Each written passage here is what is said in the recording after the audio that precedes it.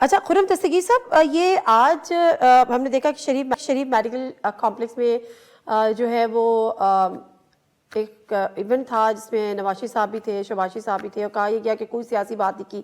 کیا ہم یہ سمجھیں کہ نواز شریف صاحب ٹھیک ہے وزیر اعظم کا عہدہ انہوں نے نہیں لیا، لیکن کیا سیاست سے کنارہ کشی اختیار کر رہے ہیں؟ بالکل بھی نہیں. وہ مکمل طور پہ مسلم لیگ نون کے جو سیاسی معاملات ہیں وفاق میں بھی اور پنجاب میں بھی اس کی نگرانی کر رہے ہیں، ہماری راہبری کر رہے ہیں، اور جہاں ضرورت ہے وہ میٹنگز بھی کر رہے ہیں.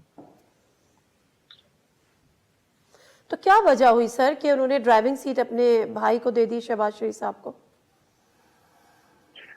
جی وہ جب بھی کبھی میڈیا سے بات کریں گے تو اس کا بہترین جواب تو وہی دے سکتے ہیں، لیکن انہوں نے مسلم لیگ نون کے تمام کارکن جن میں بھی شامل ہوں، ہم سب تو اس معاملے میں بالکل متفق ہیں کہ ہماری خواہش تھی الیکشن سے پہلے کہ میاں نواز شریف چوتھی دفعہ وزیر اعظم بنے، اور پہلے بھی ان کا بہت تجربہ ہے. 2013 میں انہوں نے بیک وقت دہشت گردی سے اور لوڈ شیڈنگ سے، کراچی کی بدامنی سے لڑ کر دکھایا تھا. تو لیکن اب انہوں نے ایک فیصلہ کیا تھا، ہم اس کا احترام کرتے ہیں، لیکن ان کی پاکستان میں موجودگی اور شہباز شریف صاحب کے لیے بھی اور مریم نواز کے لیے بھی ان کی جو راہبری ہے اور ان کی جو ایک تجربے کا نچوڑ ہے وہ ضرور ان کو ہمہ وقت اویلیبل رہے گا.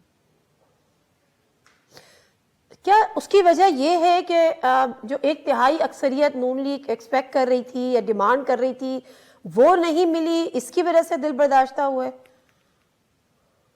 نہیں دیکھیے، سیاست میں تو دل برداشتہ جو ہے وہ نہیں ہوتا. ہم تو سب جو بھی عوام نے ایک فیصلہ دیا ہے اس کی بنیاد پر ہی آگے بڑھنا ہے.